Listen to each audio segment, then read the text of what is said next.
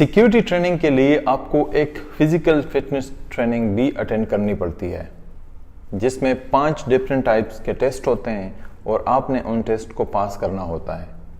जब तक कि आप फिजिकल ट्रेनिंग टेस्ट को पास नहीं करते, आपको सिक्योरिटी का सर्टिफिकेट नहीं मिलता और आपके पास 3 चांसेस होते हैं इस टेस्ट को क्लियर करने के लिए। मैं आपके साथ सारे टेस्ट, जितने भी 5 टेस्ट होते हैं फिजिकल फिटनेस टेस्ट में, मैं आपके साथ शेयर करता हूं ताकि आप आसानी से उसको पास कर सके। और कुछ टेस्ट ऐसे हैं इन 5 टेस्ट में से कि अगर आप एक भी फेल करते हो तो आपका पूरा जो टेस्ट है फिजिकल फिटनेस टेस्ट वो फेल समझा जाता है।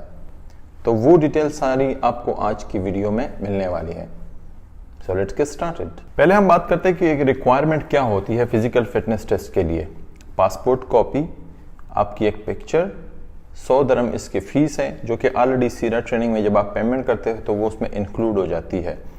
और आपकी लैंग्वेज का बैरियर ये है कि इंग्लिश आपको समझनी चाहिए और अरेबिक में भी हो, क्योंकि ट्रेनर दोनों लैंग्वेज बोलते हैं। तो जो आपको आसान लगे आप उसमें बातचीत कर सकते हो, क्वेश्चन पूछ सकते हो अगर कोई कंफ्यूजन होती है तो। Test number 1, beep test. Beep test आपको एक पॉइंट से दूसरे पॉइंट तक दौड़ना पड़ता है। 2 रेड पॉइंट होते हैं, 1 और 2। आपने एक की तरफ से दौड़ना होता है और 2 की तरफ से पहुंचना होता है। 20 मीटर का डिस्टेंस होता है।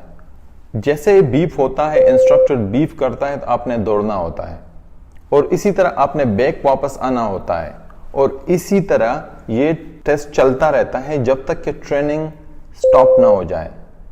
जब ट्रेनर ही इसको स्टॉप कर सकता है। जब तक वो बीप देता रहता है आपने दौड़ना है।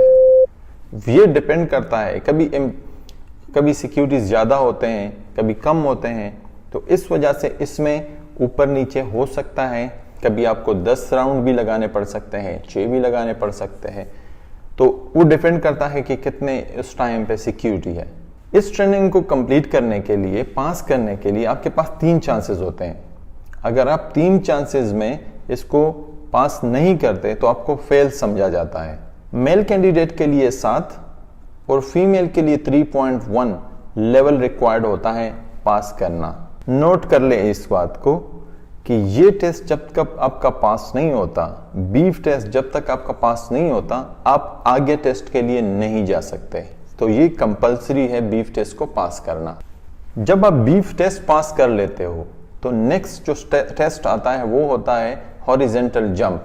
आपने जंप करना होता है एक पॉइंट से दूसरे पॉइंट तक। जो डिस्टेंस होता है वो 1.8 मीटर का डिस्टेंस होता है मेल कैंडिडेट के लिए, जबकि फीमेल के लिए 1.6 मीटर का डिस्टेंस होता है। कैंडिडेट के पास 2 चांसेस होते हैं कि वो इस जंप को क्लियर करे, वरना फेल तस्वर होता है। अगर आप इस टेस्ट को पास भी नहीं करते तब भी आप आगे नेक्स्ट स्टेप में जा सकते हो। नेक्स्ट जो टेस्ट होता है आप उसमें मूव कर सकते हो, मतलब आपके पास चांस फिर भी होता है। 3rd number test, sled push test. इसमें आपके पास एक वेट होता है जिसमें आपने पुश करना होता है एक पॉइंट से दूसरे पॉइंट तक। मेल कैंडिडेट के लिए इसमें 40 kg आपने पुश करना होता है 4 सेकंड्स में, एक पॉइंट से दूसरे पॉइंट तक लेके जाने के लिए। फीमेल के लिए 15 kg आपको एक पॉइंट से दूसरे पॉइंट तक ले जाना होता है 5 सेकंड्स में। ये डिफरेंस है मेल और फीमेल के लिए, और जो डिस्टेंस होता है वो होता है 10 मीटर्स का। टेस्ट नंबर 4, स्लेड पुल। यही वेट आपने दोबारा पुल करना होता है, अपने साथ पीछे लेके जाना होता है। सेम डिस्टेंस, सेम वेट, लेकिन इसमें जो टाइम का लिमिट है वो डिफरेंट होता है। मेल के लिए टाइम 6 सेकंड होता है इसको पुल करना, और फीमेल के लिए टाइमिंग 7 सेकंड्स होता है। डिस्टेंस वही 10 मीटर का ही होता है। Test number 5, sprinting test.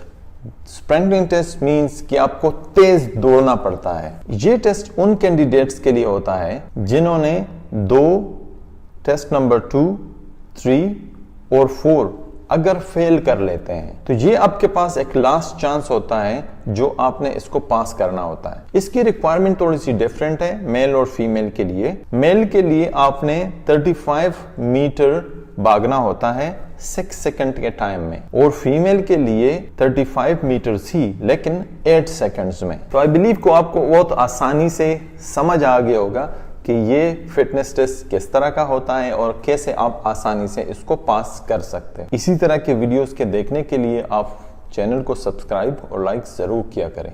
Thank you very much.